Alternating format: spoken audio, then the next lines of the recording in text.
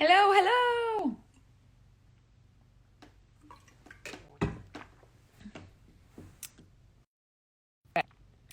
Let's invite Pieter Friedrich. Pieter.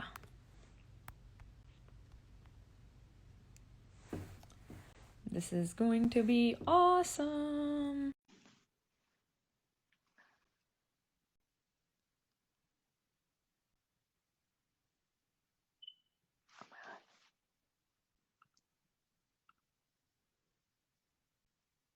Okay, so I've sent um hold on.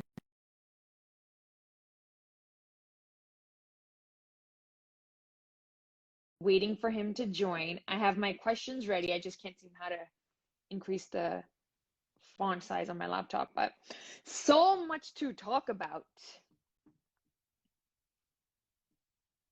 Come on, Peter. I wonder so Peter's doing this off his laptop?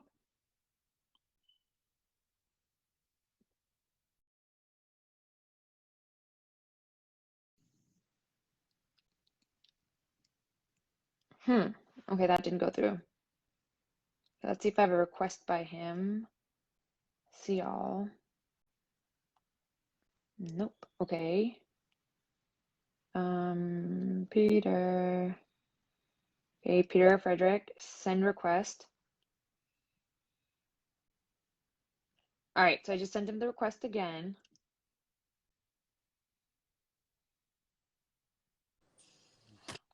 Hi, Peter. Hi, Monica. How are you? I'm well. How are you? Good. Your video froze. Oh, there we There we go. go. There There we go. we go. Perfect. I'm so excited to have you on. I can't even tell you how much. I appreciate that. So, why don't you take a minute to introduce yourself to everybody because everybody's heard about you, but nobody really knows your story. So let's start with that before we jump into what we're going to talk about today. Yeah, sure. So off the bat, I would say Sat Sri Akal to you and to anybody who's listening who's from the Sikh community. And my name is Pieter Friedrich. I'm an analyst of South Asian affairs. I'm a freelance journalist. For the past couple of years, I've really been specializing in writing about RSS BJP. I am the author of Captivating the Simple-Hearted, I have that book right here too. Oh. which is basically about the origins of the Sikh movement. Mm-hmm. I am the author of Gandhi, Racist or Revolutionary, and I will leave it to the reader because I don't want to get into spoilers as to which I conclude is the case, racist or revolutionary. Mm-hmm. I'm the author of Kite Fights, which talks about the proxy wars behind the context of the Kabul Gurdwara massacre last year. I am the author of Saffron Fascists, India's Hindu nationalist rulers, which talks about RSS BJP, their rise, their goals, and what they're doing in India, what they want to do in India, what they've already done. And most recently, I'm the author of Sikh Caucus. And that's the one we're going to be talking about. That was my plan. Okay, so let's actually dive right in. Um, we probably have a lot of viewers who haven't read the book and who don't have much knowledge on the subject. I have a lot of international viewers as well. So why don't we start off by talking about what a caucus is and the significance of having a caucus in Congress? Sure. Yeah, so a Sikh caucus or a caucus in the US Congress, it's like a special interest group. There's caucuses for all sorts of things. For instance, for political ideologies, like there's a progressive caucus, there's a liberty caucus. For racial and ethnic groups, there's, for instance, a black caucus, a Hispanic caucus, an Asian Pacific American caucus. For LGBTQ, for bikes, for beef, for automobiles, for countries. Like there's caucuses for Korea, for Bosnia, for Turkey, for India. And basically, the significance of a caucus is that it provides power for people with interests to promote that particular cause. And it basically it lifts up a banner that people interested in that cause can kind of rally around in order to push issues related to it. Mm-hmm. Okay. So now, because we're talking about the Sikh caucus in particular, so let's come to that. How was the Sikh caucus formed? And let's talk, give us like a whole overview, backstory, why it was needed, what was going on, what happened. Well, you know, Monica, before we get to that, actually, in reference to your question about the significance of a caucus, I would point to a couple of examples of particular caucuses that already exist and have existed for a while in the U.S. Congress. And one of them, excuse me, one of them in particular is the Armenian caucus, which was formed in '95, the mid-'90s. Mm-hmm. And just like the Sikhs, the Armenians also suffered a genocide. Yes. Theirs was in 1915. It was at the hands of the Turkish government, not the Indian government. Mm-hmm. And when afterwards, just as in the case of the Sikhs, a lot of Armenians emigrated to the U.S. kind of as a result or reaction to that genocide. Yes. So when the Armenian caucus was formed, the committee behind it specifically wrote into their charter that they were going to use the caucus and wanted the caucus to serve the purpose of pursuing justice for and recognition of the Armenian genocide in U.S. Congress, Yes. which they successfully achieved in 2019, I believe. And interestingly enough, one of the earliest co-sponsors of that resolution, which succeeded in Congress to recognize the Armenian genocide, and one of the biggest supporters of it was Congresswoman Judy Chu, who is actually currently a co-chair and is a founding co-chair of the Sikh Caucus. So then another, and actually I would, in reference to Chu, I would note that, interestingly enough, she was very vocal in support of that resolution on Armenia. She actually specifically stated when it passed that, I quote, "Recognizing this genocide and teaching the next generation is not only the right way to honor those who were killed, but it is how we can work to prevent other genocides in the future." So then, secondly, I would point to the India Caucus, which is another very large, very successful caucus on Capitol Hill. There's 200 plus members in it. Mm-hmm. It was formed in the early 90s. And the India Caucus serves as a great example of what a caucus can do, what it can accomplish. It was founded by this guy, Congressman Frank Pallone, who has, over the past 30 years, focused on really heavy organization of the caucus, creating an information and communication network, lining up floor speakers, lining up introduction of resolutions and legislation, and then kind of whipping people into shape, members of the caucus, to get them to actually vote for that, for those resolutions and legislation, and so on, distributing talking points and that sort of thing. And the tactics of the India Caucus and their success, I would say, are really heavily illustrated by what they did with this Congressman Dan Burton, who was very active in the 1990s, especially in supporting issues like human rights in India, the Sikh cause, even going so far as to specifically promote Khalistan in U.S. Congress. Mm-hmm. He was strongly associated with Dr. Gurmeet Singh Aulick, who was from the Council of Khalistan. Mm-hmm. And he routinely spoke about these issues on the House floor, but he also regularly introduced legislation which called for slashing foreign aid to India. Mm-hmm. And the last occasion when he did so was in '99. Mm-hmm. Well, he was joined by just a couple of other people in pushing this. He was vociferous in this. He was relentless in this. But when he did so, he faced just a massive onslaught from the India Caucus, where they mm-hmm. went around, and just this one man in Congress doing this, the India Caucus went around and rallied against him, put up floor speakers, dozens of people to come out and speak against him. Mm-hmm. This was the last time that he introduced this resolution. Mm-hmm. But when he did so, it failed. When he did so, he specifically noted that the call to slash aid to foreign aid to India was asking for just a drop in the bucket of reducing the aid, and said that doing so would send a signal that India should stop these human rights abuses.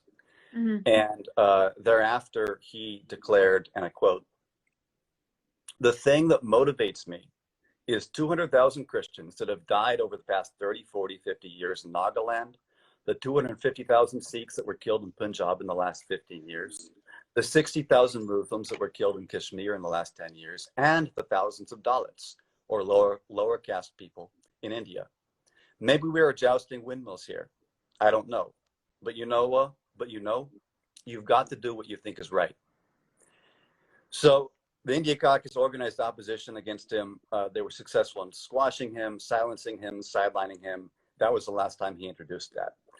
But I hope that those can offer some examples to the viewers, India Caucus, Armenian Caucus, of what a caucus can accomplish. Mm-hmm.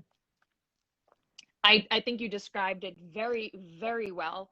I think the single most traumatic experience within the present day Sikh community is the Sikh genocide, and getting that recognized and officiated in some way or form is important to all of us, and it should be.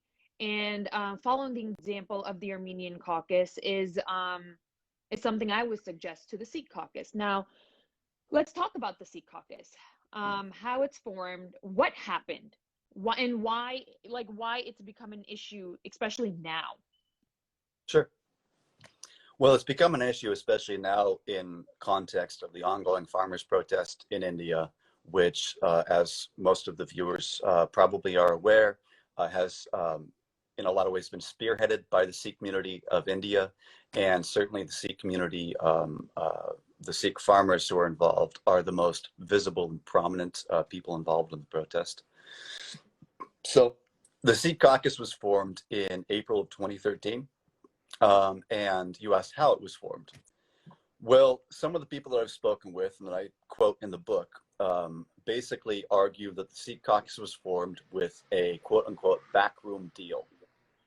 Now, it was formed according to the people I spoke with and according to my research, basically unilaterally.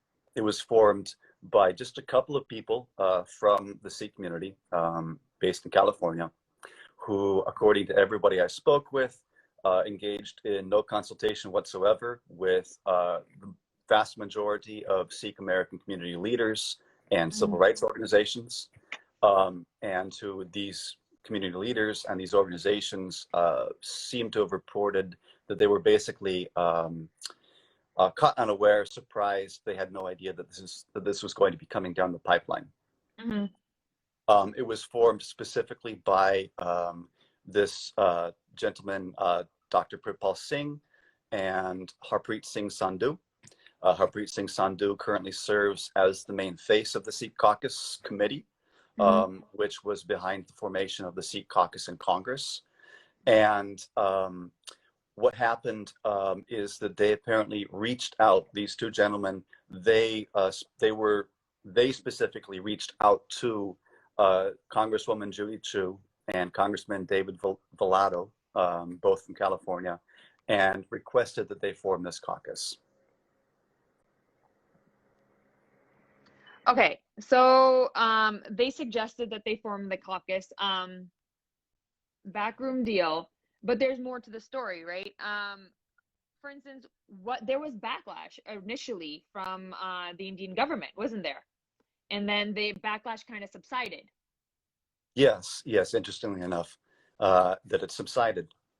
So to give you a little bit of background, I've already mentioned Dr. Gurmeet Singh Alak from the Council of Khalistan.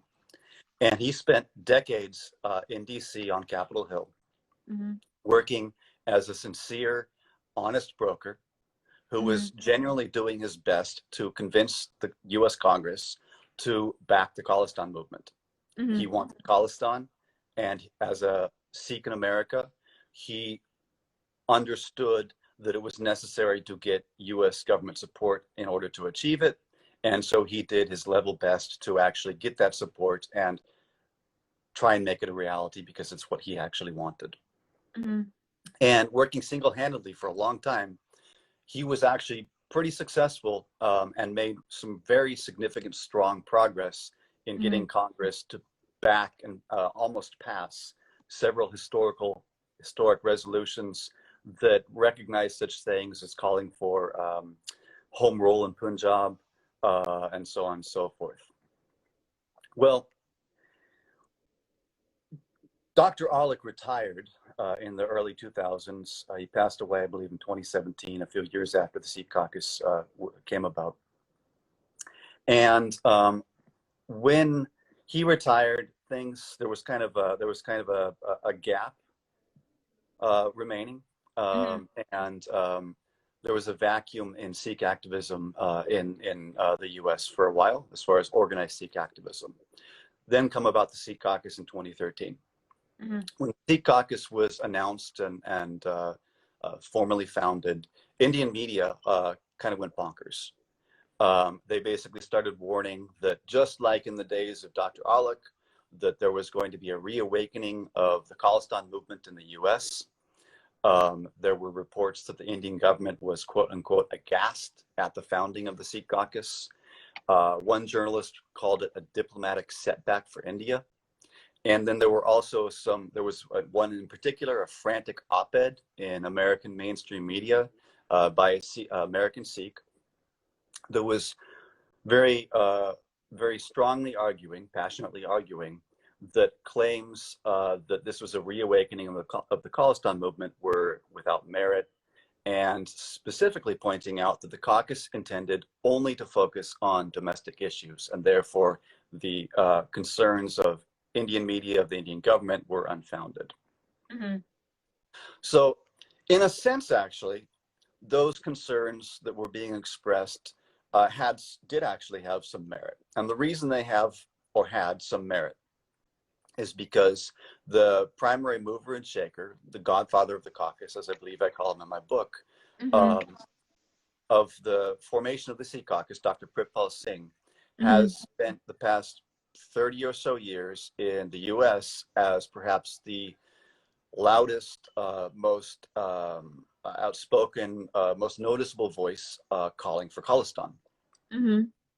But the caucus was formed with an agreement. And from the very beginning, this agreement and the details of it emerged, although my understanding is that they were not popularized and did not become popular knowledge within the Sikh community.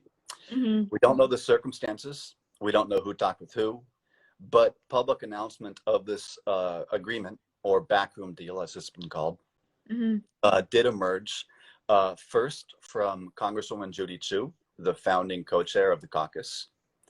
And Congresswoman Chu announced within about a week of the caucus being formed that it would not be used as a platform for quote unquote foreign issues, including the 1984 anti-Sikh quote unquote riots.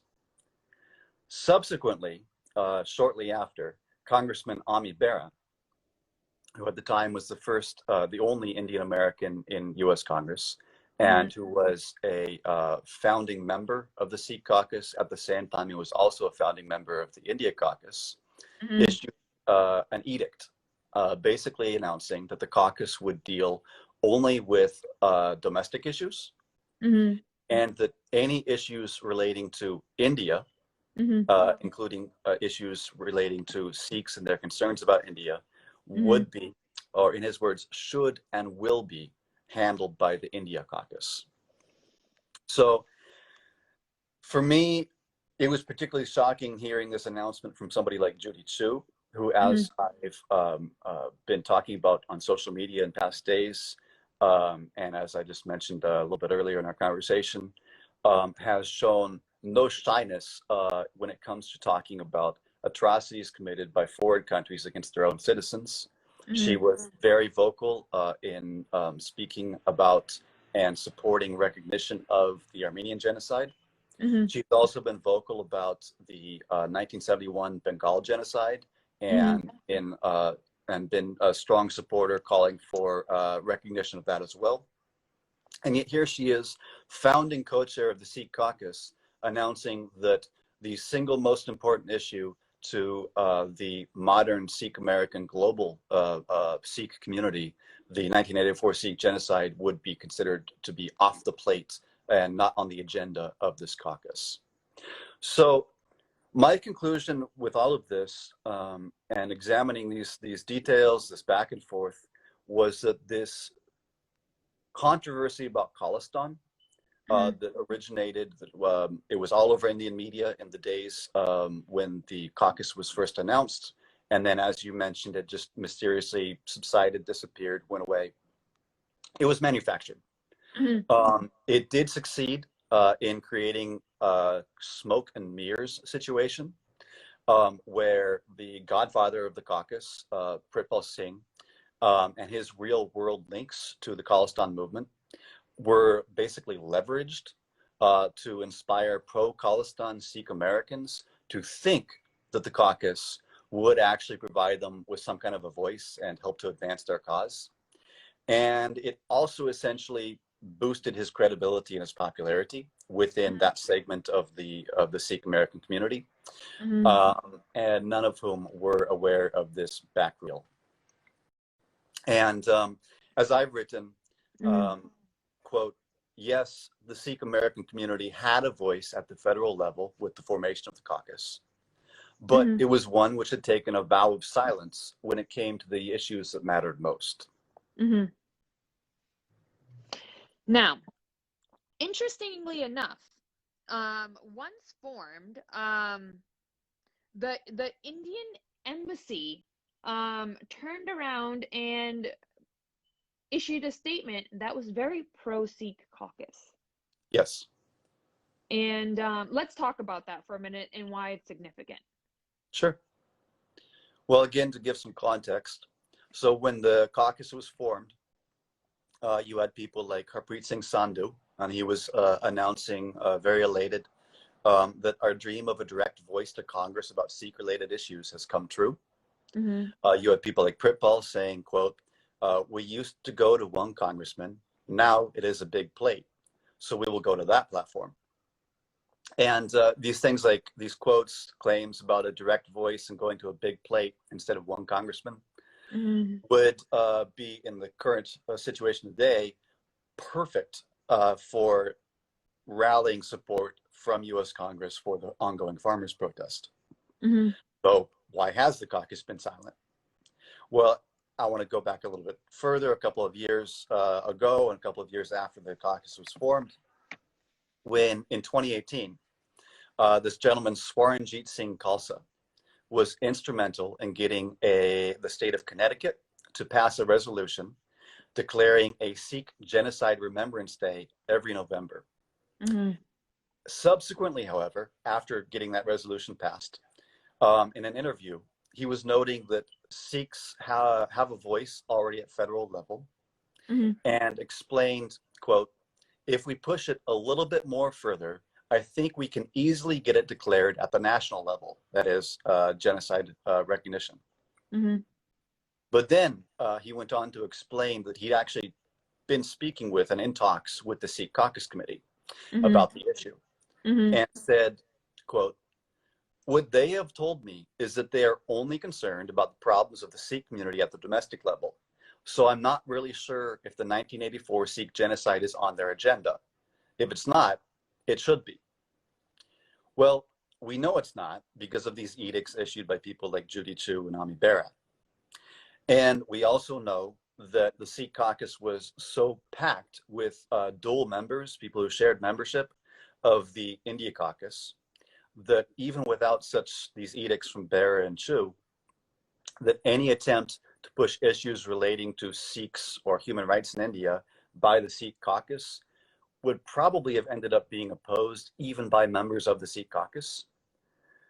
But we also know that after this fake controversy about Khalistan, the Indian embassy did welcome the creation of the caucus, of the Sikh caucus. Mm-hmm. And what the embassy did was, about a week after the caucus was formed, as this whole fake manufactured Khalistan controversy was beginning to blow over, Mm-hmm. the embassy announced that it looked forward, quote, to working closely with the caucus, and suggested that the, quote, intended objective of the caucus would be to help strengthen India-US strategic partnership, which was a really bizarre claim to make about the caucus after this whole Khalistan controversy.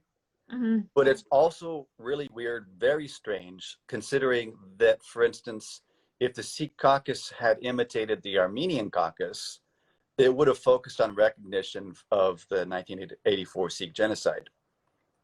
But Mm-hmm. if it were doing that, can you imagine if the Turkish embassy came along after the Turkish state is the one responsible for committing the Armenian genocide? Can you imagine if, upon formation of the Armenian caucus, the Turkish embassy came along and made such a glowing welcome, offered their embrace to the Armenian caucus, and promised to work closely with them? Mm. Peculiar, very peculiar. I think that's a good word for it. Yeah. Okay. All right. So you've mentioned this briefly. And it's important to say that again, that the Sikh caucus is almost 1/3 or 1/2 infiltrated by members of the Indian caucus, correct? If I'm not mistaken. At its formation, I believe it was about 30% or so of the members of the Sikh caucus were also members of the India caucus. Mm-hmm. As of 2020, last I checked, it's about 50% India caucus members who are also in the Sikh caucus, or it's about 50% of the Sikh caucus members are also India caucus members. And I do view it that way, as an infiltration. So to be clear, and just for people's understanding, there's no rule, regulation, nothing that prohibits them from doing so. It's certainly within the rules. It's allowed for a member of one caucus to be a member of another, and for a member of India caucus to be a member of Sikh caucus, for a member of Sikh caucus to be a member of India caucus. Mm-hmm. But when you consider the issue at hand, specifically the issue of the 1984 Sikh genocide and the global Sikh community's relationship with the Indian state in context of that genocide, it doesn't make any sense Mm-hmm. for the Sikh community to have a Sikh caucus in the US Congress, which is so heavily populated by India caucus members, especially considering that the India caucus has basically an agenda of promoting this unconditional relationship with India. So by which I mean, for instance, I support a strong relationship, friendship between the US and India, but I support one that's conditional, that's based Mm-hmm. on certain conditions, particularly of India recognizing human rights and religious freedom issues. Mm-hmm. India caucus doesn't do that. They support a completely unconditional one. So I view it as infiltration. I view it as a way to, I would say infiltration. Okay. Now, so let's talk about what the Sikh caucus has been up to. They've attempted to pass some resolutions. Mm. Most of these resolutions that they've tried to pass have died in committee, and only a fraction of the caucus has ever supported the resolutions, all of which have been focused on entirely non-controversial domestic issues. Now, let's talk about why that is. And in the book, you go through how a lobbying process works. Like when you need to get a resolution passed, there's a lobbying process that happens. And so I'm gonna let you go on with that. Yeah, Monica. So in getting to that, I want to preface that by talking about my experiences with Sikh Caucus, and one of the things that really provoked my curiosity about the caucus and why it wasn't doing anything. Mm-hmm. So in 2015, some of your viewers may be aware, this gentleman from California, and I'm a native of California, this elderly, in his late 70s at the time, I believe, elderly Sikh gentleman named Bapu Surat Singh Khalsa, traveled from California to India, to Punjab, and began a hunger strike demanding release of political prisoners. Mm-hmm. And I kind of came onto the scene in relation to that issue after Babu Singh Khalsa's son, who's a U.S. citizen, had traveled to India from California and was arrested at his father's bedside, as I recall, and jailed without charges and tortured in custody and held for about 2 months. Well, I ended up encountering members of Babu Singh Khalsa's family, including sisters of his son, his jailed son, named Ravinderjeet Singh Gogi, and began learning that they'd been approaching some of these people who were connected to the caucus, to the Sikh Caucus, seeking assistance in relation to their father, Babu Singh Khalsa, and his struggle, as well as in relation to their brother and the son of Khalsa, this Ravinderjeet Singh Gogi, who'd been jailed without charges and who was a U.S. citizen. And they'd basically hit a dead end, hit a brick wall. We're not managing to get any action from Sikh Caucus.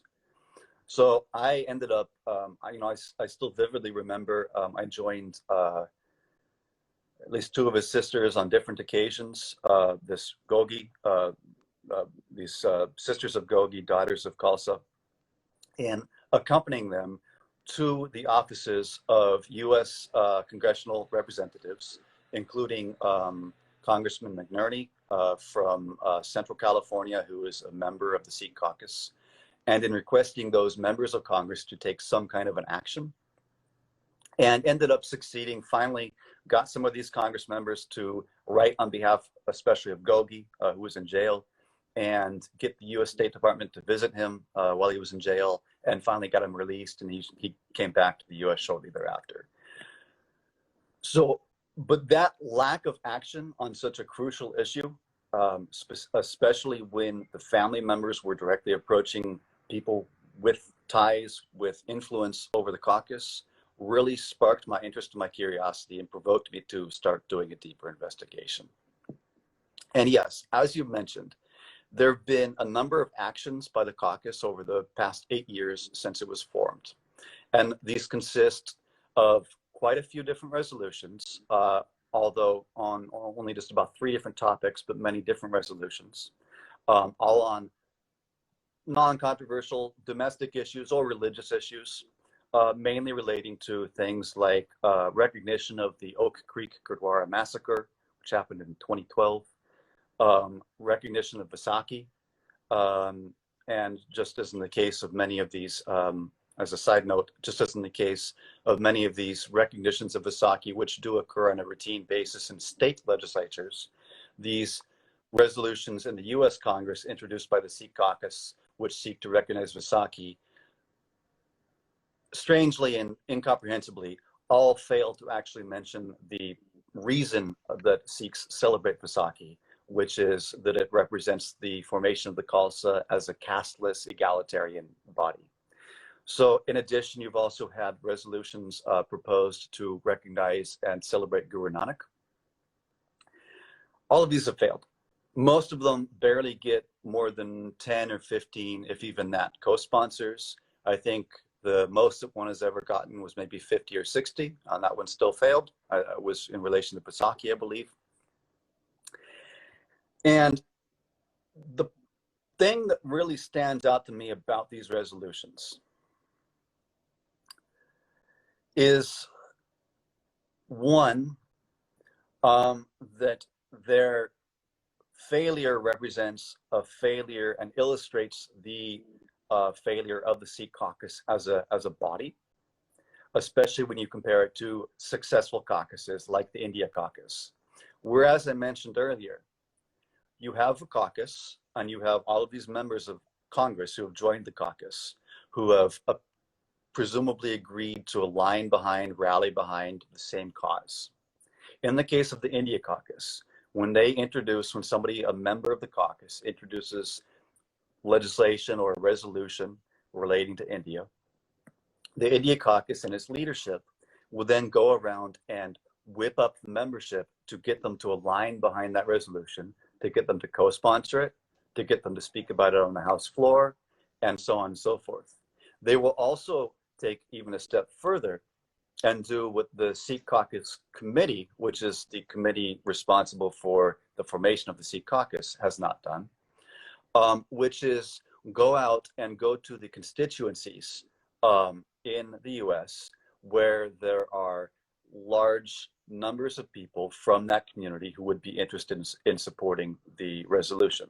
So, for instance, in the case of the Sikh Caucus, if you have a Vaisakhi resolution being introduced, what you might expect from an effective Sikh Caucus or Sikh Caucus committee that's actually sincerely interested in seeing that resolution succeed is for them to go to a constituency in somewhere in the US that has a heavy Sikh population and go around and encourage those members of the Sikh community to contact their representatives in Congress and request that they sign on, co-sponsor that resolution and push it. Because when a resolution is introduced, there's a lot more to actually getting that resolution passed than just introducing it. There's a process, which generally basic civics, and many of us probably have learned this in civics class. This is how you get a bill passed in Congress. You have to have it introduced. Then you have to ideally get people for other members to co-sponsor it and say that they support it. Then it gets referred to an appropriate committee where the committee debates it, decides if they're going to vote to pass it further along the line. Then it gets passed to the floor of the House and potentially voted on. Then, depending on what kind of a resolution or legislation it is, it has to be referred to the Senate and go through another similar process there. And then, depending on what it is, it may have to be passed to the desk of the president and signed there. Well, in examining these resolutions that have been introduced by the Sikh Caucus over the past 8 years, not only does it stand out to me that every single one of them, which are all about non-controversial domestic issues, has failed, but it also really stands out to me that the Sikh Caucus Committee has not been forthcoming about the failure of those resolutions. In fact, exactly the opposite. And so, for instance, what I've seen happen, and I report on this in my book, is that they take these failed resolutions and attempt to hoodwink the community who may not be aware of the full process of getting these things passed and present these resolutions as already passed. So a key example that I do talk about in my book was in 2017. There was a Vaisakhi resolution that was introduced, that was sponsored by the current caucus co-chair, Congressman John Garamendi from California. And the Sikh Caucus Committee hosted a reception in DC on Capitol Hill to celebrate the introduction of this resolution. And keep in mind, this was the 4th time the exact same resolution had been introduced in Congress. And then the caucus committee subsequently got articles published in diaspora media, Sikh media, which hailed this as a historic day for Sikhs of the world. And I've additionally spoken with a number of members of the Sikh community who describe how these representatives of the caucus committee will take and often go with these members of the caucus, such as Garamendi, to the states of Gurdwaras, and take these resolutions and present them to the community as though this or that member of Congress who's a member of the Sikh Caucus has done some grand favor to the Sikh community by introducing this resolution without mentioning that this resolution is the same one that was introduced a year before and a year before and a year before. And the only reason it's now being reintroduced is because it failed the last time, just like it's going to fail this time. Because nobody, whether from the members of the Sikh Caucus or the members of the Sikh Caucus Committee, ever appear interested in doing the legwork to rally the community or to rally the members of Congress to actually support these non-controversial domestic resolutions and actually see them through until they get passed. And so, I see the main outcome of that is that it provides a platform. It provides platform for these caucus creators like Pritpal Singh and Harpreet Singh Sandhu to rub shoulders with members of Congress on Capitol Hill, to get their faces broadcasted doing so, to the global Sikh community, and to appear as heroes to the global Sikh community when they haven't actually done anything at all. And they have done nothing to disillusion the Sikh community of the lack of actual doingness of this. And then it just sticks in my mind that when I refer back to this backroom deal, where the Sikh Caucus founding members, co-chairs like Judy Chu and members like Ami Bera announced this edict about the agenda of the Sikh Caucus, that it would avoid all foreign issues, it would not deal with anything even related to the 1984 Sikh genocide, and it would only deal with domestic issues. Well, it sticks in my mind that they issued that edict, and yet 8 years later, when it comes to dealing with domestic issues, it's the only accomplishments of the Sikh Caucus are basically complete failure. Facts. 100% facts. Okay. I wanted to talk about the farmers' protest, but we'll do that at the end. Okay, so what was House Resolution 417? And what was the caucus creators' reaction to it? How did McNerney, is that how you say his name? McNerney? McNerney, yeah. McNerney respond when he was approached? And what was the letter sent out by the Sikh Information Center? Well, that's a lot of questions all at once. Okay, let's start with yeah. I can go with it. Okay. So House Resolution 417 was introduced in December 2013, yeah.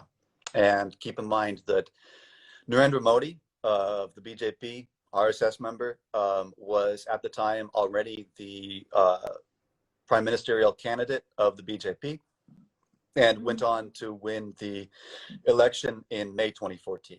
So in December 2013, House Resolution 417 was introduced. It was a golden opportunity, and the last real opportunity, to shine a national in the US and international, if it had been passed, spotlight on the issues of human rights in India in those crucial months before Modi became prime minister. And it was introduced in the House of Representatives. It was introduced, I believe, by 2 members of Congress, 1 Republican, 1 Democrat. It was bipartisan, and ultimately with the 50 plus members of Congress ended up co-sponsoring it. It was about 50-50 bipartisan, fully bipartisan. It got, in total, I think about 12 or 13% of the total House membership co-sponsoring it. It praised the US State Department for denying Modi a visa, which was denied in 2005. It called on them to continue doing so. It warned about the rise of the divisive and violent agenda of India's Hindu nationalist movement, which has now been spearheaded for the past 7 years by Modi. And it recognized several incidents of anti-minority violence by Hindu nationalist outfits like the RSS, such as the 2008 Odisha pogrom against Christians and the 2002 Gujarat pogrom against Muslims. It also, very importantly, called for making human rights and religious freedom issues basically the cornerstone of dialogues between US and India. And it gained over several months very strong backing from Indian Muslims and other Muslim communities in the US, from Sikhs, from progressive Indians, from American Christians, and so on and so forth. And it was vociferously, vehemently opposed by the Hindu nationalist lobby in the US, who made a very major point, and I detail this in my book, of ensuring that this resolution was catapulted, or not catapulted, was torpedoed. What did the caucus creators do with this golden opportunity? And this was about 6 months after the founding formation of the Sikh Caucus. Well, they completely ignored it. Absolutely, totally ignored it. apparently until the point at which it was brought to their immediate attention by members of the Sikh American community. And one of those occasions was in a meeting with, as you mentioned, this congressman who's from Central California. He's a member of the Sikh Caucus, Congressman Jerry McNerney. Congressman Jerry McNerney met with about 30 members of the Sikh community, including leadership from the Stockton Gurdwara, which is in his district, in his constituency, and which is the oldest Gurdwara in the U.S., the first Sikh American institution, as well as a number of other Sikh community members who were urging him to support it, telling him that, look, we're members of the Sikh community. This is the Sikh voice speaking to you. We're saying this is what we want as Sikhs, as Sikh Americans. We want you to back this resolution. According to the people that I spoke with who were at the meeting, Jerry McNerney, Congressman McNerney, basically responded by saying that he would only support the resolution if he was specifically asked to do so by the Sikh Caucus Committee, which is headed up by Harpreet Singh Sandhu, who's and which was basically co-launched by Pritpal Singh. Related to that, Pritpal Singh additionally reportedly had an interaction where he was challenged by Sikh community members who were asking him why Sikh Caucus co-chair, founding co-chair, Congressman David Volato from California, had failed to co-sponsor the resolution despite being asked to do so by Sikh community members. And Pritpal Singh reportedly replied that Volato had told him, Pritpal Singh, that the resolution does not help the Sikhs. Thus, you had apparently a situation where Pritpal Singh was claiming to take directives from a member of Congress, a non-Sikh member of Congress, about what does and does not help the Sikhs, in a situation where that member of Congress's claim about what does and does not help the Sikhs actually contradicted the calls coming from the Sikh community itself. So getting to this question about this letter from this Sikh Information Center. Sikh Information Center is a California-based nonprofit with which I've had an association in the past. And what they did was in April and May of 2013, this resolution had already been floating around, getting many calls from many diverse communities, including the Sikh community, to support it. It had already been floating around since December of 2013. In April, May of 2014, the Sikh Information Center had some correspondence with Pritpal Singh. In this correspondence, they urged him to use his influence to back the resolution. And in the correspondence, Pritpal Singh came back claiming that, for instance, he had approached, or somebody in his circle had approached caucus co-chair Judy Chu and asked her to co-sponsor it, but argued that the Sikh Caucus Committee itself couldn't give orders, had no influence whatsoever of what the Sikh Caucus and the members of Sikh Caucus in Congress actually ended up doing. And Judy Chu never ended up co-sponsoring the resolution. And the only information that we have that she ever received any urging or pressure from anyone to do so is this claim by Pritpal Singh. He additionally,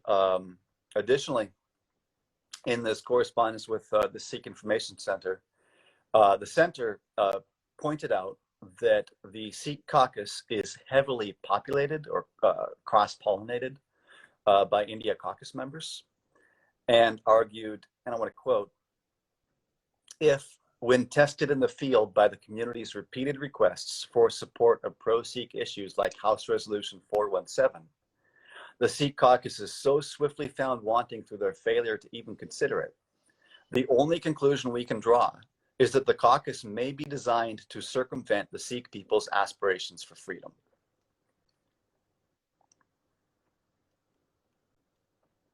Wow. That's a pretty strong statement.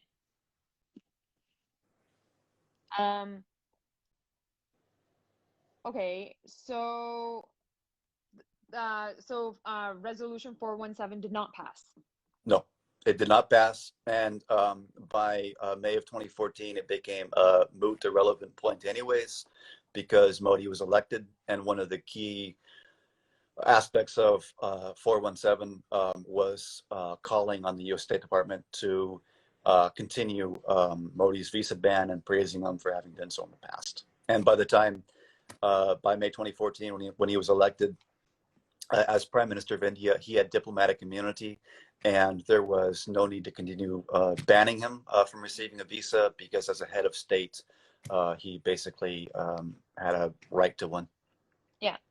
Okay, so Modi has diplomatic immunity and he can travel, come into the United States, yada, yada, yada. Now, my next question is, let's talk about the invitation given to Modi to address a joint session of Congress. How, when, and where, like the situation around the invitation, how that happened. And yeah, let's discuss that. Sure, yeah. So that invitation had been floated in several different letters, I believe as early as June of 2014, just a month after Modi was elected. But the successful one originated with Congressman Ami Bera in, I believe, of April of 2016. And Bera partnered with Congressman Ed Royce, Republican, who was then the chair of the House Foreign Affairs Committee, and who has since retired. He retired, I believe, about a year ago. But during his tenure, his lengthy tenure in office, he was a very active member of the India Caucus, and he retired with a reputation as the friend of India in the U.S. Congress. So Bera and Royce partnered on this letter. They sent it to the House leadership. And the invitation, the request was accepted.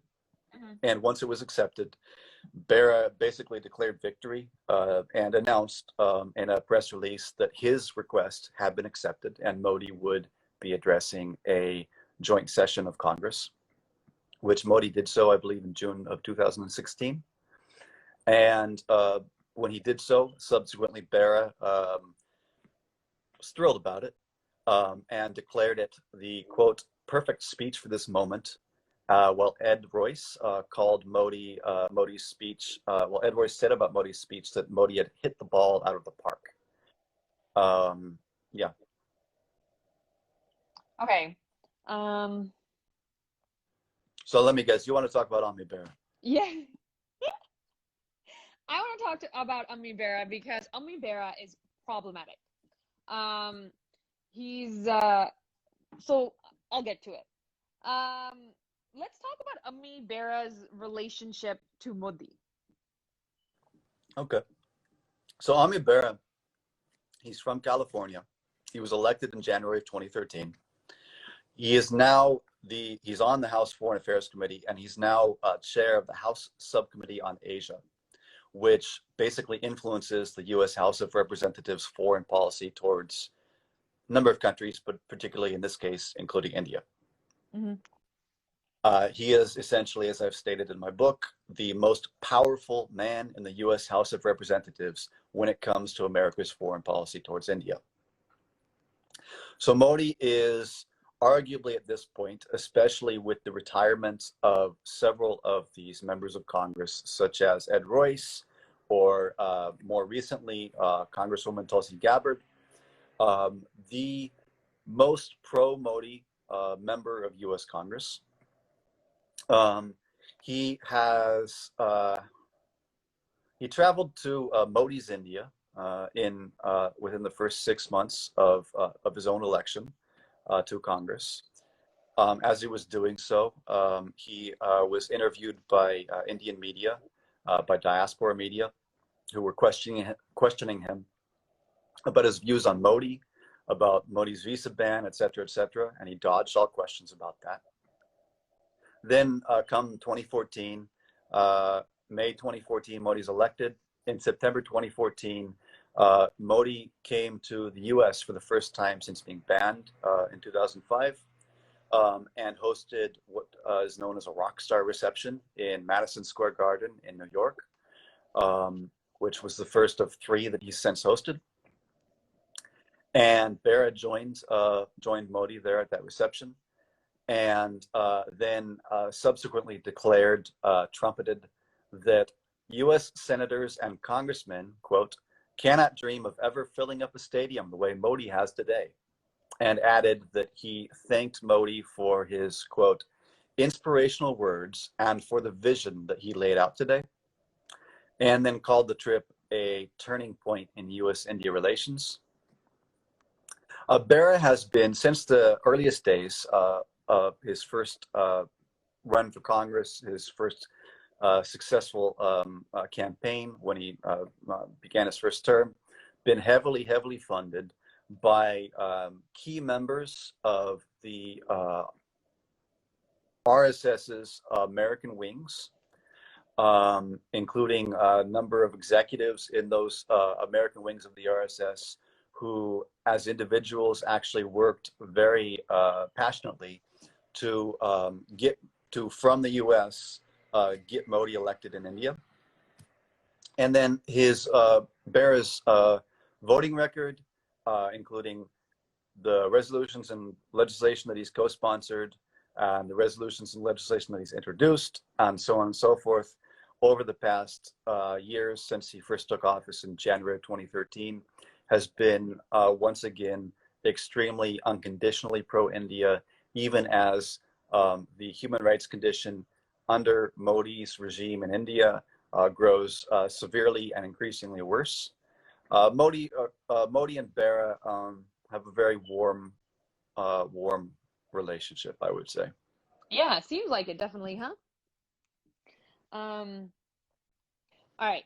So that's Bera on Modi. How's Bera on the anti-CA protest and all the human rights violations that took place at that time? Especially over the past year or so. Well, he's basically silent.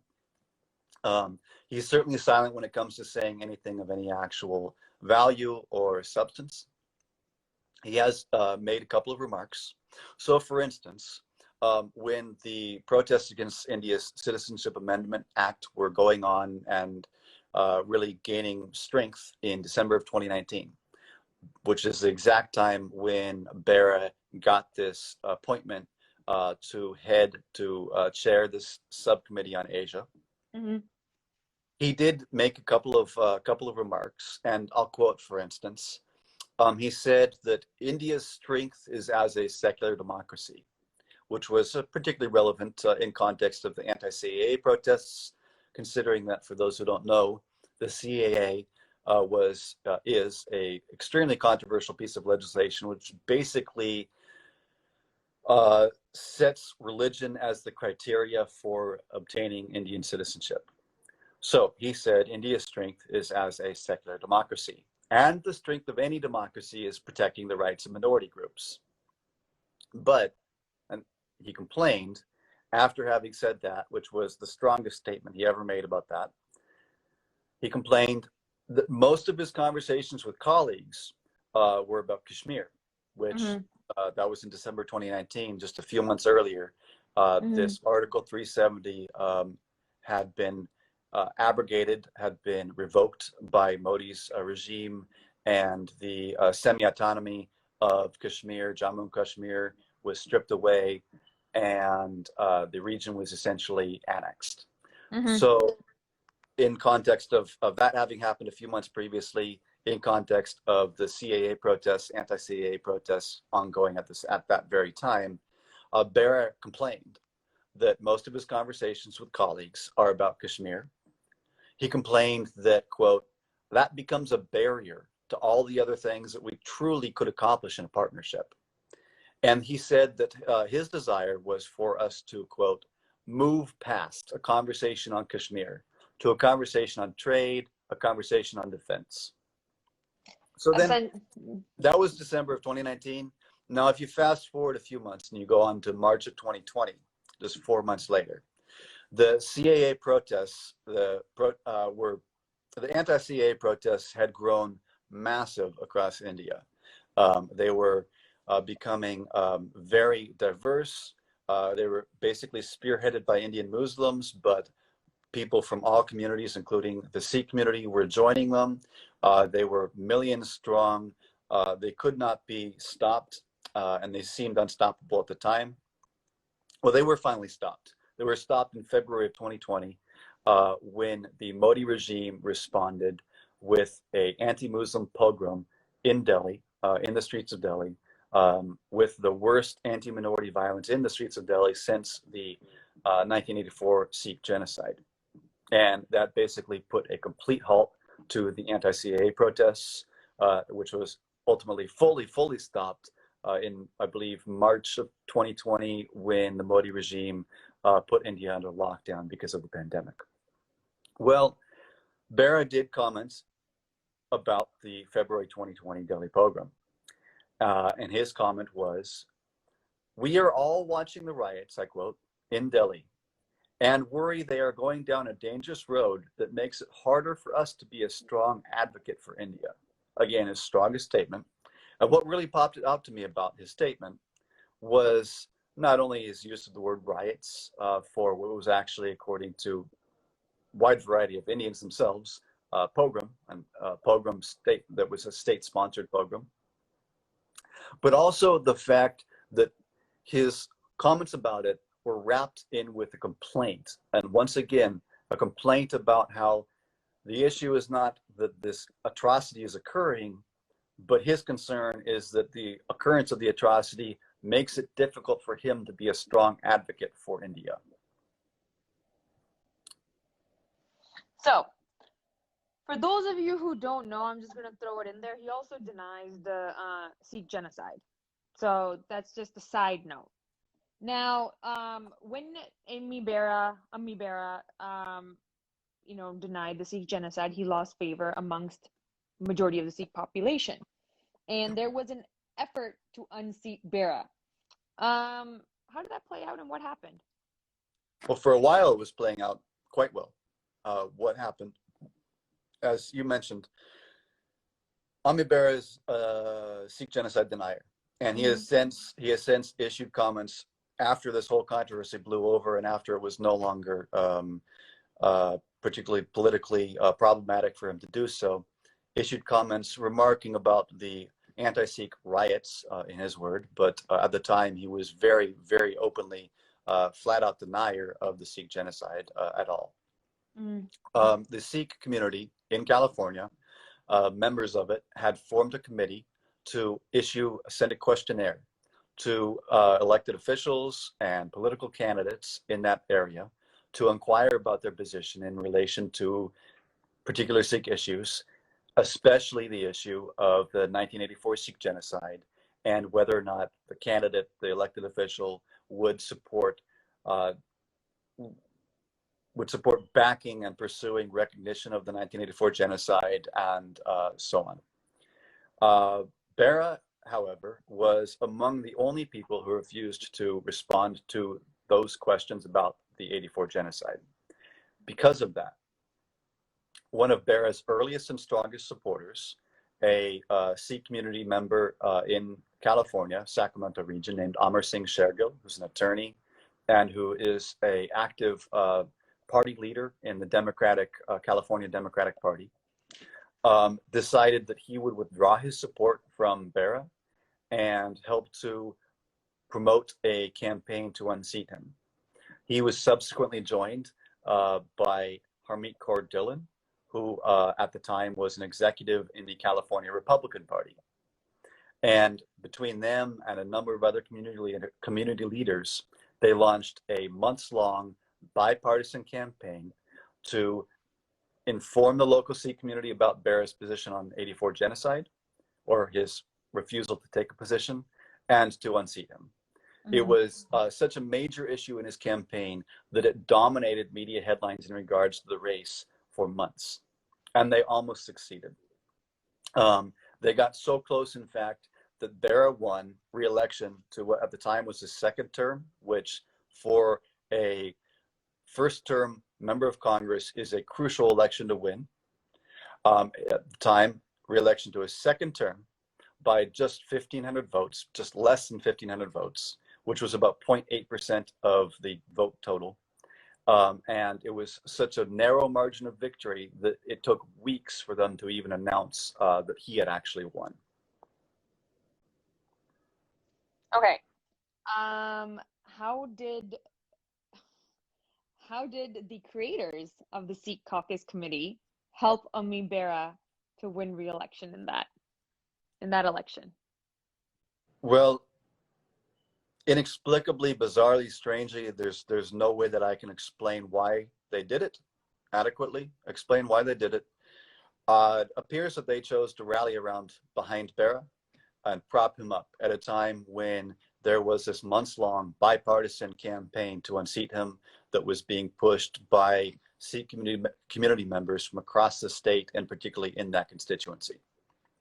And they did several things, notably, for instance, this chair of the Sikh Caucus Committee, Harpreet Singh Sandhu, apparently brought Ami Bera to this major locally hosted International Kabaddi Cup, and showed him around in a manner that's been described to me by people who witnessed it as though Sandhu was Bera's handler, and ensured that they engaged in photo ops at the event, which were subsequently distributed, widely reported on in diaspora media. This Congressman McNerney, who has been financially supported by Pritpal Singh, and who is reportedly extremely close with them. This Congressman McNerney came in from a neighboring district to join Bera for a early weekend of voting promotional event to rally behind Bera at a time when he was very, very weak and vulnerable. And then most notably, last minute, practically eve of the election, I believe 30th of October, actually around the anniversary of the 1984 Sikh genocide, Harpreet Singh Sandhu, chair of the Sikh Caucus Committee, joined a relative of his in the constituency who hosted a fundraiser for Ami Bera. And the notable thing about that fundraiser is not so much the funds that were raised at the fundraiser, but the fact that it turned into a photo op, which was reported in diaspora media, not just Sikh diaspora media, but Indian diaspora media, some of the most prominent media outlets for the diaspora, and which helped to give that boost and that appearance that Bera's re-election or campaign for re-election actually had support from some members of the Sikh community, in particular from some members of the Sikh community who happened to also be founders, creators of the Sikh Caucus.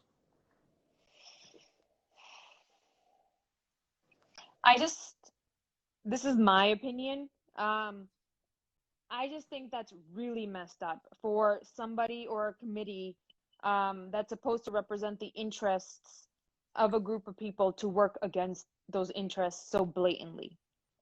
And like I said, that's my opinion. Now let's talk about Pritpal Singh. Who is he? Pritpal Singh is allegedly a former militant in the Khalistan movement.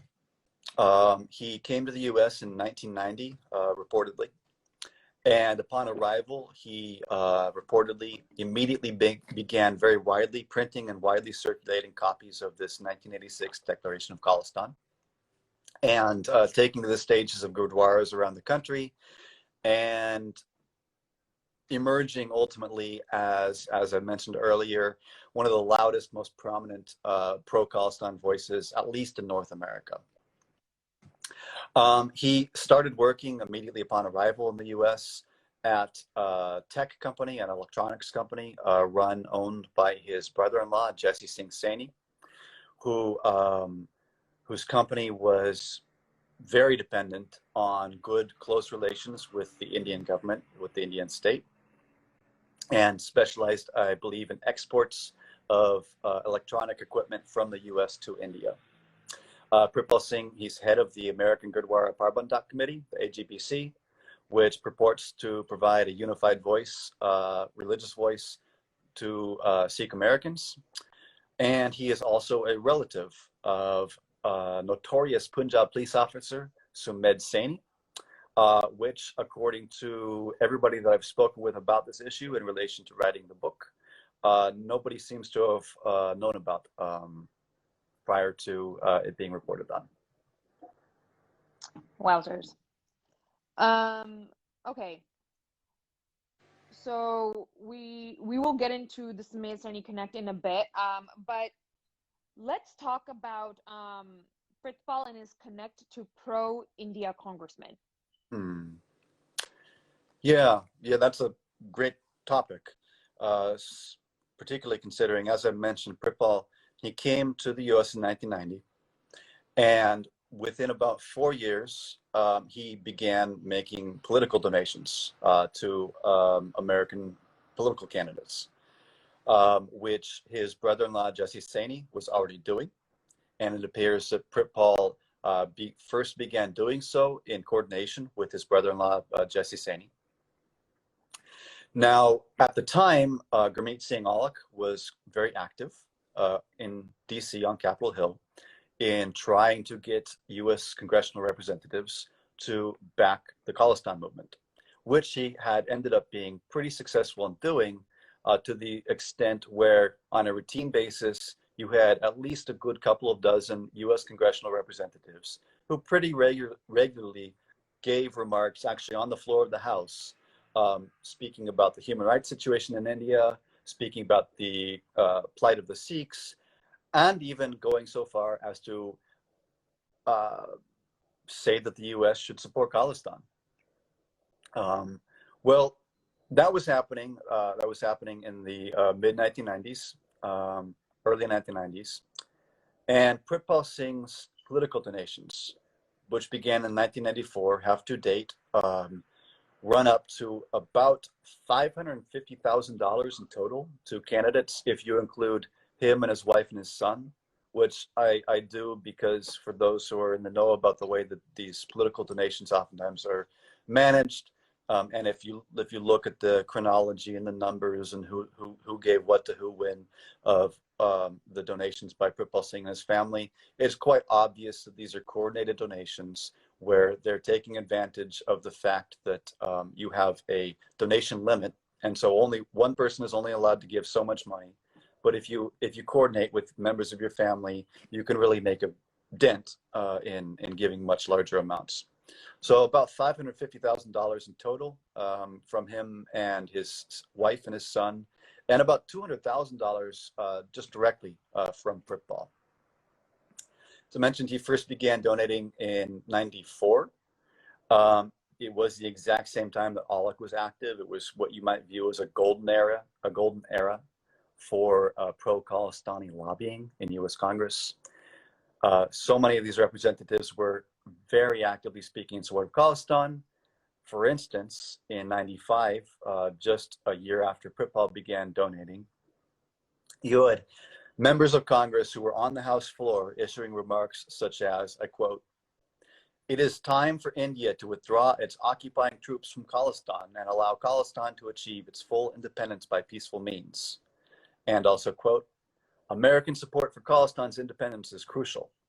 Keep in mind, these are members of Congress actually delivering these remarks on the House floor, very openly, unapologetically supporting a separatist movement for Khalistan, which you have Pritpal Singh, supposedly, allegedly a former militant from Punjab, comes to the U.S., emerges as one of the most prominent voices in support of Khalistan in North America, and then begins donating to U.S. political candidates. And does he give a single cent, a single penny to any of these congressional representatives who are explicitly calling for Khalistan? No, he doesn't. No. Instead, out of this $200,000 from him personally, out of this $500,000 from his family, it's gone to a variety of people. It's gone to people like Ed Royce, who is, as I mentioned earlier, the former chair of the House Foreign Affairs Committee, a member of the, was a member, a very active, vocal member of the India Caucus, and retired, having earned the reputation as the friend of India in U.S. Congress, and who was one of the most vociferous, outspoken supporters of Modi in Congress after Modi's election. And even before Modi's election, was one of the most prominent opponents of this House Resolution 417, which we discussed earlier. So among the top recipients of donations from Pritpal Singh, we have people like Ed Royce, who, interestingly enough, and this is a curious point that I didn't draw out in my book, but I just can't explain. Pritpal Singh chose to donate to Ed Royce just as Ed Royce was retiring from the House of Representatives, at a point when he was no longer campaigning for office, at a point when he was no longer going to be in a position where he could even do anything in office anyways. And that's the point at which Pritpal Singh gave, and his family combined, gave tens of thousands of dollars to this explicitly pro-India congressman. You have additionally people like Senator Ted Cruz from Texas, who I won't go into the details of how, but has been one of the most pro-Modi, pro-India members of the Senate of the U.S. Congress over the past several years, including opening remarks to introduce Modi at this rockstar reception, Howdy Modi, in Houston, Texas in 2019. And so on and so forth. You have several on this list of the top recipients of political donations from Pritpal. Additionally, you have several India Caucus members, a handful of members of Congress who are also members of Sikh Caucus, all of whom are near the bottom of the list of the top recipients of donations. And most of whom are people like McNerney, Congressman McNerney, who we've already discussed his failures to do anything as a member of the Sikh Caucus. So what I saw as I pieced this together was I saw that the most prominent Khalistani activist in North America was inexplicably choosing to support, with his hard-earned money, explicitly pro-India political candidates, and never once, even at times when he was donating already and there were still a large number of pro-Khalistan congressional representatives in office, never once giving a cent to any of them.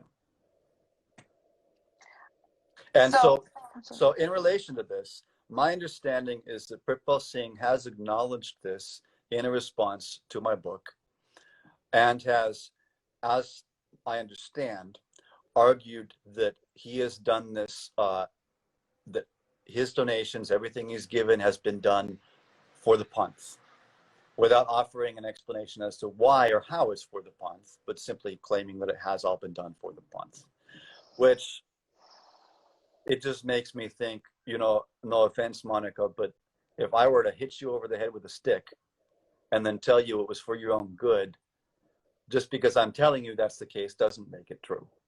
100%.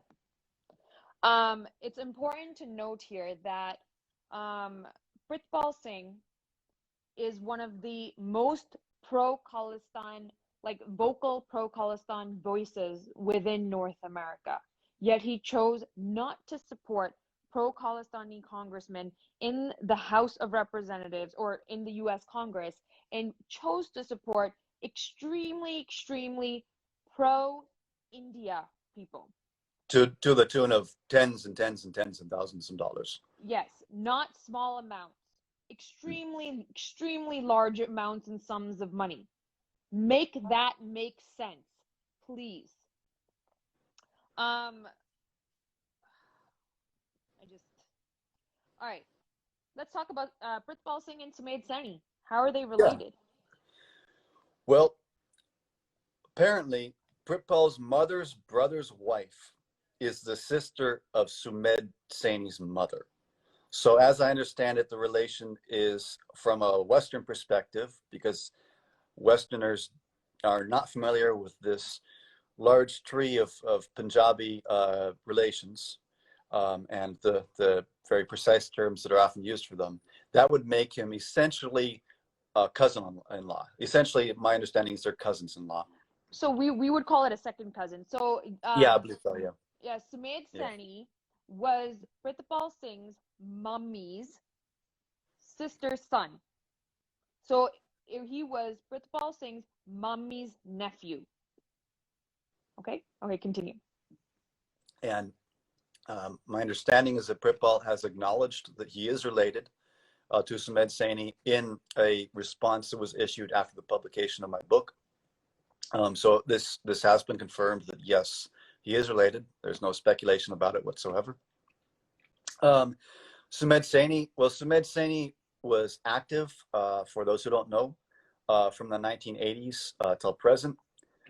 He was until recently, I believe a couple of years ago, in the top post as Director General of Punjab Police.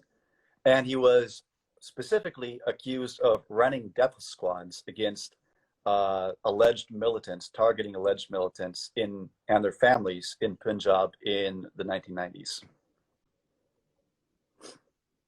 Okay. And what I would get back to, particularly refer back to, about the relationship between Sumedh Saini and Pritpal Singh, that really stands out is, as it's been said by others, and deserves to be said again, we don't get to pick who our family members are, and it's no fault of Pritpal's that he's related to Sumedh Saini. However, the strange thing, which Pritpal, even despite acknowledging and confirming that he is related to this Sumedh Saini, has not so far explained and not answered, is why, in researching this book, virtually nobody that I spoke with, including former members of the Khalistan Commando Force and the All India Sikh Students Federation, and the KCF, for instance, Pritpal allegedly has ties to, tracing back to the 80s and 90s. Virtually none of them that I spoke with reported that they had any knowledge of Pritpal's relation to Sumedh Saini. According to everything that I've heard, that I've seen, Pritpal's relation with Sumedh Saini has gone unacknowledged for the past 30 years. And it was only now, in publication of this, that the broader community became aware of it.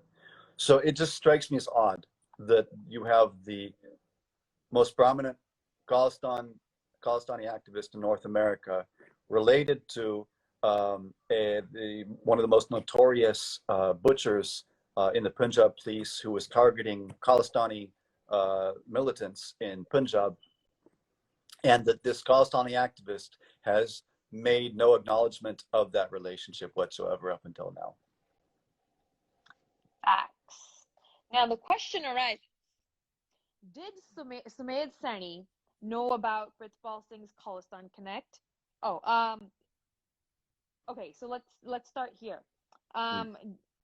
So you mentioned this in your book as well. Sumedh Saini does not treat dissent within his family members very well. So my question is, how did Pritpal survive? Well, that's a great question. And as far as the dissent within family members, within family, and Sumedh Saini's reaction to it, I won't go into the details here, but yes, it's drawn out in great detail in my book about Sumedh Saini and one particular case, very lengthy case that began in the 80s, I believe, and lasted through the 90s, and in some ways is still even ongoing today, where he was involved in orchestrating the triple murder of people who were in business with very close family members of his, because of this blood feud that he had with his family. And this was simply over a personal grudge. So when it comes to something like his willingness to target a family member who is actually involved in this separatist militant movement for Khalistan, which he, as a police officer, is obligated, has a duty to work against and suppress. Considering the character that Sumedh Saini has demonstrated in his willingness to go after his own family members over a personal grudge, it's inexplicable how a relative of his involved in the militancy, promoting Khalistan, could have escaped his notice. So these questions are unanswered. Pritpal has not answered them. I don't know the answers to them.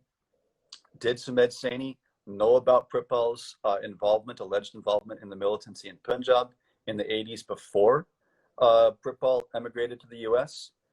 Did Sumedh Saini know about Pritpal's involvement in the Khalistan movement in the US in the 1990s? And so on and so forth. And how could Pritpal's involvement in the militancy or in the movement in the US have escaped Sumedh Saini's notice? I don't know, and Pritpal hasn't answered those questions, and I think that it's really worth giving some thought to. I definitely think those are questions to ask, because what it highlights is a whole lot of shadiness. Now, moving forward, let's move on to Indira Gandhi's assassination and the role Amitabh Bachchan played in it. Amitabh Bachchan came onto a government-run news broadcasting channel called Doordarshan and announced "Khoon ka badla khoon." Unhone hamari maa mari hai, hum unhe chun chun ke marenge. Something along those lines. Amitabh Bachchan came onto Doordarshan and instigated mobs and crowds in Delhi to hunt Sikhs, which was the start of the Sikh genocide, started by Amitabh Bachchan on Doordarshan. So, Peter, what is Pritpal's relationship with Doordarshan? Well, it's not so much about Pritpal's relationship with Doordarshan as it is about his brother Daljit's relationship with Doordarshan. And again, I draw this out in the book. There was no real question about it, but in Pritpal's response, since the book has been published, my understanding is that he has acknowledged his brother Daljit did have a relationship with Doordarshan. His brother Daljit was appointed to Doordarshan in 1991, a year after Pritpal immigrated to the US, apparently, at the height of the militancy. And he has since retired as a senior director from Doordarshan. He reached top levels in the organization. Doordarshan is India's state TV. It's a mouthpiece, an organ for the state, which serves no other purpose than essentially to propagate the narrative of the Indian state. And there's a lot of countries that have their state-run media. In the case of India, it's Doordarshan. Well, as I've raised questions in the book about Daljit and his appointment to Doordarshan, and as I've just mentioned, it came in 91. It came at the height of the militancy. It also came in 91, just a year after Pritpal emigrated to the US. It came at a time when Daljit, in being appointed to Doordarshan, has his brother, Pritpal, who was allegedly a former militant in Punjab, and then emigrates to the US to become North America's most prominent voice in support of Khalistan. It also came at a time when Doordarshan and other state media agencies were having a hell of a time staffing their agencies fully, particularly in places like Punjab, because of the militancy, because of the assassination of many of their employees or death threats against their employees issued by the militancy, including by elements of the militancy with which Pritpal himself was allegedly linked. And it's just yet another odd bit of history in the rise of Pritpal within this movement over the past 30 years that doesn't quite seem to fit. That there are many questions about, that even in acknowledging, reportedly confirming his relationship with Daljit and Daljit's relationship with Doordarshan, his prominent position in Doordarshan, which Pritpal has not answered these questions. It just raises questions about, well, how can you have, just as in the case of Sumedh Saini, how can you have a relative of Punjab police officer who's notorious for running death squads against militants and for orchestrating murders over personal grudges with his own family members? How can you have this police officer ignoring his own relative, who's one of the most prominent Khalistani activists? How can you have the Indian government, the Indian state, and the Punjab police ignoring that this gentleman, Daljit, is the brother of one of the most prominent Khalistani voices in North America, of a former militant?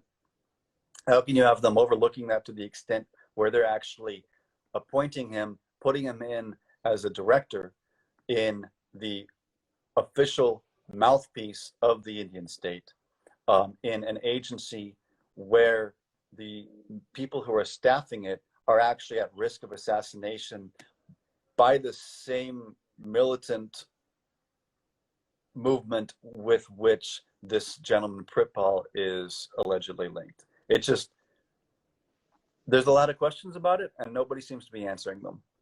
Exactly. Those are questions to be asked. Okay, so let's talk about Sangat Singh. And you talk about him in the book. And who was Sangat Singh, and what was his take on these things? And yeah. Hello? Yeah, Sangat Singh was Hello? Hello. Okay, so that live ended by mistake, but we're not done yet. So, and I'm not letting this go till I get everyone that's needed. So, I've invited Peter again. Peter, I just sent you the invite. Okay, I'm sorry about that. I don't know what happened. No problem. Okay. Okay, so we're actually almost done. So let's go on to Sangat Singh. You mentioned him in the book. Let's talk about him, who he was, what his take was on things, and then I'll throw in some numbers about something. Sure. In a second. Let me just pull him up on my laptop.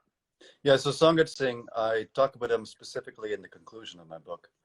And he was a noted historian of Sikh history. He was high level in the Indian government in the 60s and 70s, including as a member of India's Joint Intelligence Committee, which advises the Indian Prime Minister on national security issues. Well, as I talk about in the conclusion of my book, Sangat Singh warned about what he called the web of Khalistan, woven by the infiltrators or agent provocateurs of Indian intelligence setups. And so what he claimed was that in the 1990s, when he was claiming this, that there were hundreds of agents, mostly, he said, from Punjab police, who were working within the diaspora in North America itself. He also really drew out and made note of the seriousness, this idea of declaring Khalistan, and pointed out that declarations of Khalistan are essentially the equivalent of a declaration of war against the Indian state. And he went on to suggest that some of these declarations which have occurred were managed by Prime Ministers Indira Gandhi and Rajiv Gandhi to justify their atrocities on the Sikhs. And he then kind of concluded, suggested that many of these declarations have either, one, been made without proper preparation, deliberation, or real knowledge about how such struggles are actually successfully waged, or two, made under quote unquote external inspiration, which are words that in my mind invokes the specter of agent provocateurs. All right. So Sangat Singh, in long story short, is basically saying beware of government agents who are coming in just to mess things up. There are people who genuinely want Khalistan, and then there are government agents talking about wanting Khalistan just to stir up trouble and to throw sand in our eyes. And in context, beware. I can interrupt, of what I've drawn out of in my book is that from my study of it and from my observation, outside observation, you have people like Dr. Gurmeet Singh Aulick, who, and I'll be frank, I don't support Khalistan. Neither do I. But what I do support, or at least appreciate, are honest brokers, people who are sincere and genuine. And so there's two things I could say about Dr. Aulick. One is that he ran a movement almost single-handedly that was very admirable in its inclusiveness and in its willingness to speak on behalf of not just the Sikhs, but all oppressed and persecuted people in India. And then two, in his advocacy for Khalistan, in his desire to see Khalistan be made into a reality, he did real work. He did real legwork. He actually accomplished things. And he knew what was necessary, the type of genuine, sincere work, hard work that was necessary to at least attempt to make Khalistan into a reality. And I respect that.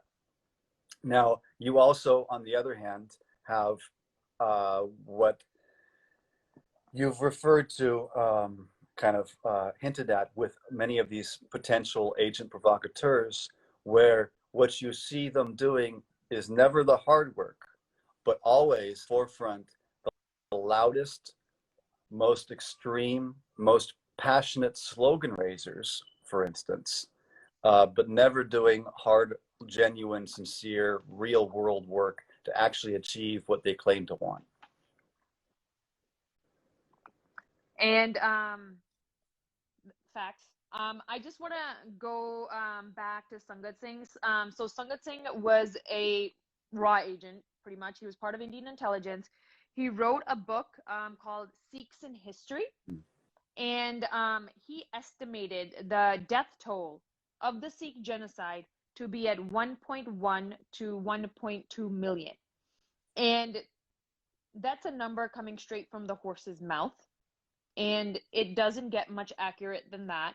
I've spoken to some people who've met him personally who have questioned him as to where he got that number from, but he never, from my understanding, is he never gave them a direct response and always said that I forgot the Indian statement that he made to them, but it was basically saying that, what's that person called who actually chops the head off at like the cutting board, that you're asking the butcher, the executioner. Yes, you're asking the executioner how many people he's killed. Was basically his response to them. And these are also other prominent members of the community who are also, you know, I'm associated with, that are doing good work. So yeah, those of you who want a more in-depth analysis, there definitely is further reading that can be done. The other book I usually recommend to people is Politics of Genocide by Inderjeet Singh Jeji. So Sikhs in History and Politics of Genocide, 2 books to look into. But like I said, right from the horse's mouth, the death toll of our people, 1.1 to 1.2 million. And this topic makes me really emotional.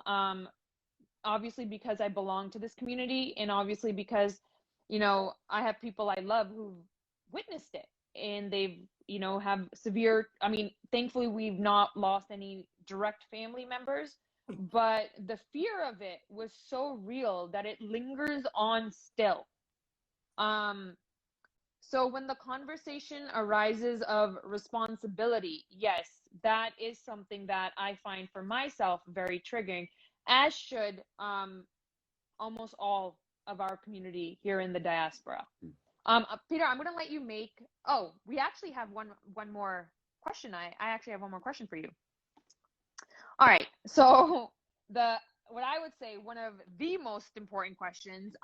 Let's talk about Garamendi and his response to the farmers' protest. Yeah, well, it's difficult to talk about his response to the farmers' protest because there basically isn't one.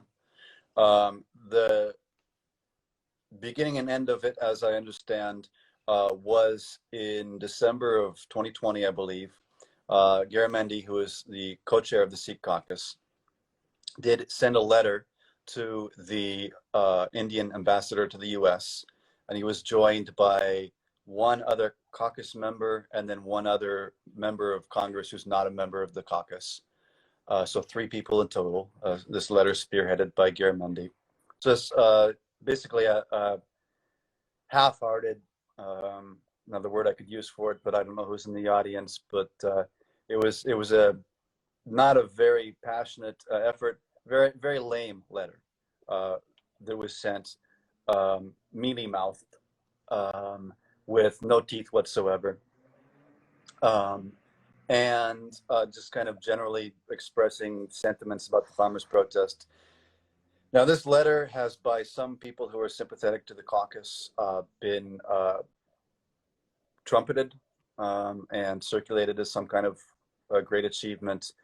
For those who are aware of what's necessary to actually accomplish something within the US political arena, a letter like that would be a very, very initial beginning, and there has been no follow-up.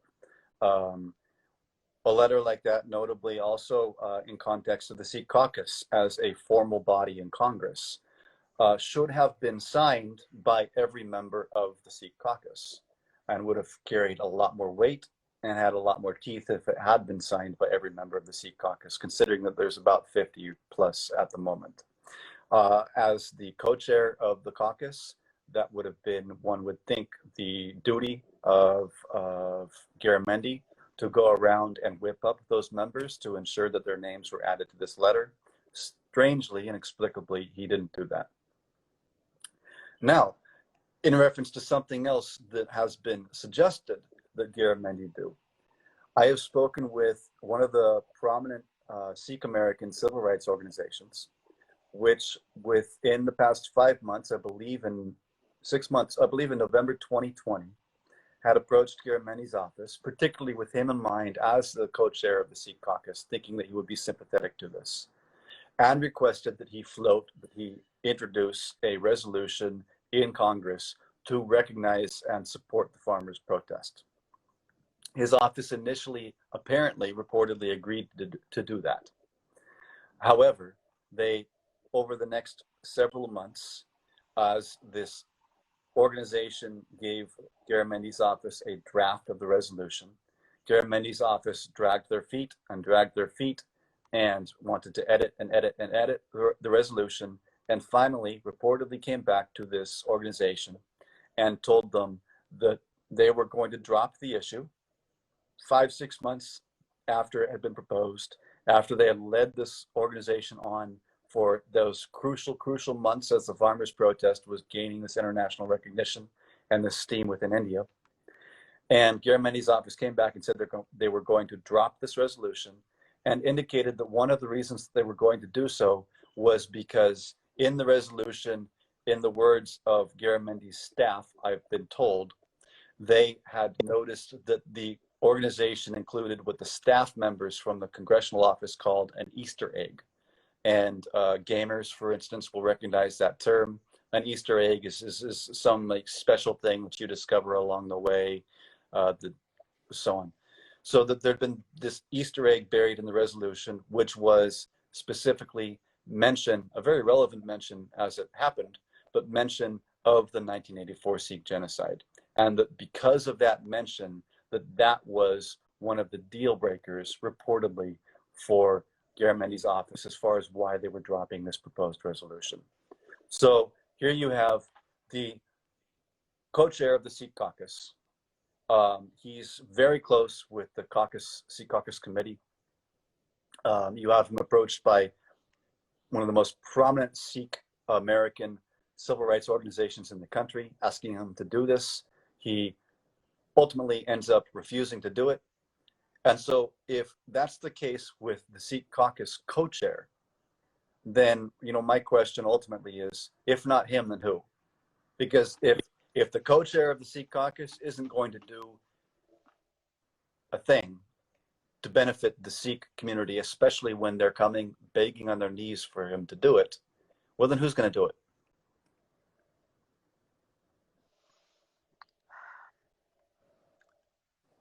So, long story short, Garamendi has been sitting on this farmers resolution. So when we, me and a few other people, were pushing people to call their congressmen, Mm. you know, to get them to speak on the farmers' protest. That in itself was a lobbying mechanism. That was done so that if this resolution was introduced in Congress, that they would support it.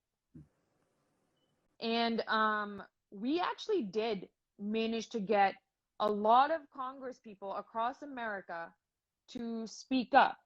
Had this resolution gone on House floor, it might have had co-sponsors and it might have actually passed. A lot of work was put in by a lot of people to make this possible, myself included. And obviously, there isn't this coordinated kind of effort between the organization mentioned and people within the diaspora, but we had a vague idea that this was what we were trying to push. And the fact that now, 6 months into the farmers' protest, all our efforts have gone to waste. I'm quite upset about that. But like I said, I said that to someone a couple of days ago, or I think last week, that we're not going down without a fight. So if a fight is what they want, a fight is what they will get. So anyways, back to topic. Closing statements. Like, to wrap it up, is what would you like to say, Peter? Well, the only thing I really have to say, Monica, is a couple of things. One is, for those who may be watching, if you have already bought and read Sikh Caucus, please do leave a review on Amazon. It makes a difference if you do so. I've heard that a lot of people are do it because they don't, but I would ask for that. You know, whether you liked it or didn't like it, please leave a review. Please don't leave one if you didn't read it. And then additionally, I would add, for those watching, please do follow me on Instagram. I've actually only recently discovered the benefits of Instagram. I am much more, follow me there on Twitter. And just look up my name, which has a strange and unusual spelling, but you should be able to see it here on the Instagram Live. Otherwise, that's all I have to say. Thank you for hosting this, Monica. You're welcome. Thank you so much for coming on. I mean, it's no secret that all of us involved in the farmers' protest here in the diaspora absolutely love you and are so appreciative of the work you've put in. Once this matter is resolved and the farmers' protest ends, like, I'll definitely have you on to talk about your other books. But right now, I'm so glad you came on. I'm so glad we had this conversation, and I'm sorry for bouncing around in between. It was because my phone was dying. But like I said, I'm so grateful for you that you wrote this book. I'm so grateful that you are a voice for us, and I wish you all the best, always. Thank you, Monica. You're welcome. So you enjoy the rest of your day, Peter. Bye. That's good. Sat Sri Akal. Bye.